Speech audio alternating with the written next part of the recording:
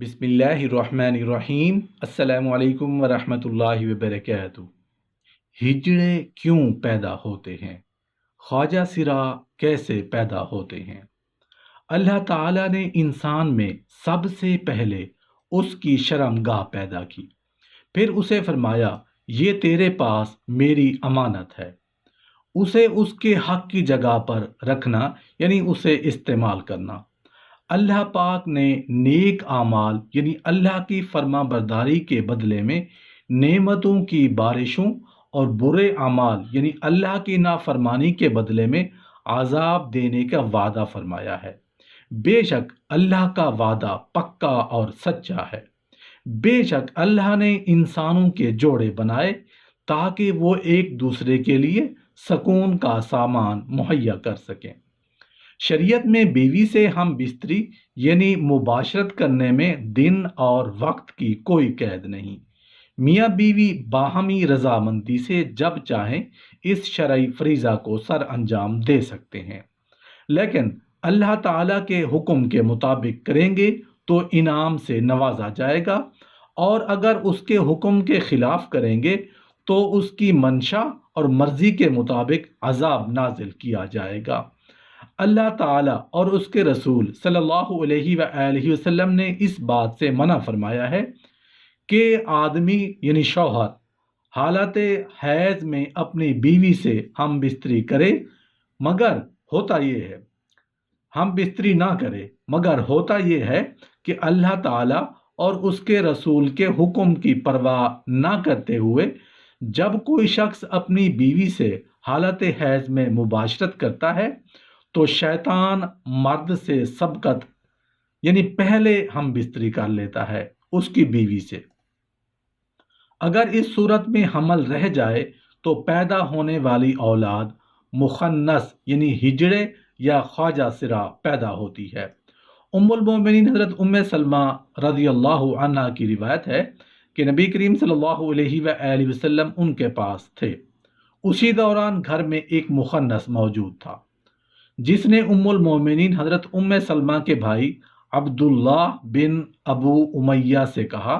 اگر اللہ نے کل آپ کو طائف کی فتح نصیب کی تو میں تمہیں غیلان کی بیٹی دکھاؤں گا۔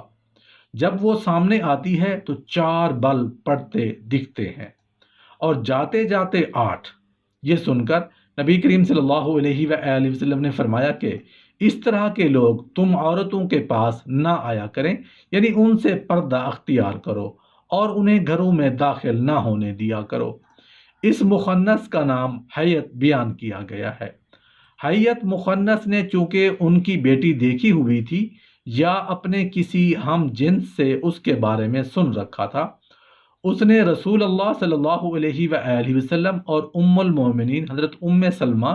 رضی اللہ عنہ کی موجودگی کا بھی احساس نہیں کیا، اور حضرت ام سلمہ رضی اللہ عنہ کے بھائی کے سامنے حضرت غیلان کی بیٹی کے حسن کی تعریف شروع کر دی۔ عربوں کے ہاں چونکہ مناسب حد تک موٹی عورت پسند کی جاتی ہے، اس لیے اس نے کہا جب وہ سامنے آتی ہے تو 4 بال پڑتے دکھتے ہیں اور جاتے ہوئے 8، یعنی آتے ہوئے چربی کی 4 تہیں دکھتی ہیں، اور جب پیٹھ پھیر کر جاتی ہے تو 8 عورتوں کی طرح کے لباس پہننے والے اور باقی چیزوں میں مشابہت اختیار کرنے والے لوگوں کا گھروں میں آنا جانا شرعاً منع ہے، اور اس طرح کے اخلاق باختہ لوگوں سے بیوی اور بچیوں کو دور رکھنا ضروری ہے۔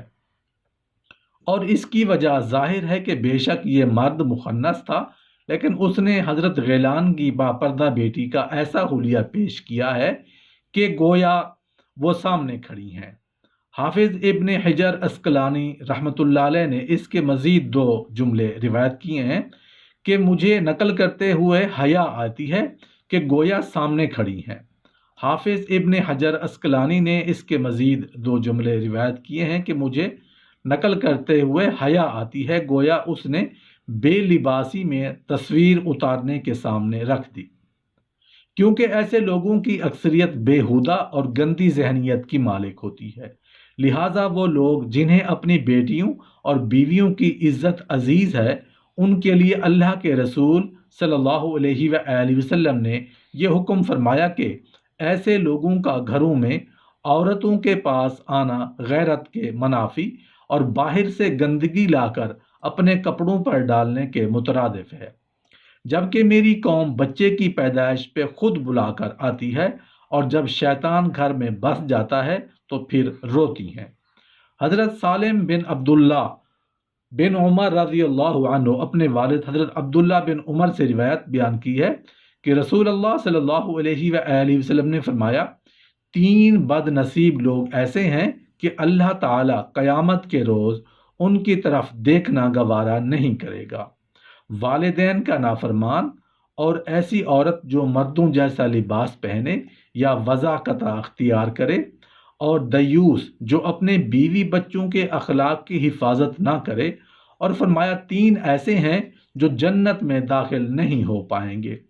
حضرت عبداللہ بن عمر رضی اللہ عنہ نے رسول اللہ صلی اللہ علیہ وآلہ وسلم کا ارشاد روایت کیا ہے،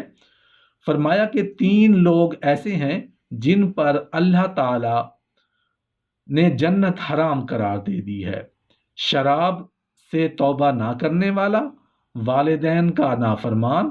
اور دیوس جو اپنے گھر والوں کو ایسی چیزوں سے دور نہیں رکھتا جن سے اخلاق تباہ ہوتے ہوں اور جو برائی اور بے حیائی کے زمرے میں آتے ہوں۔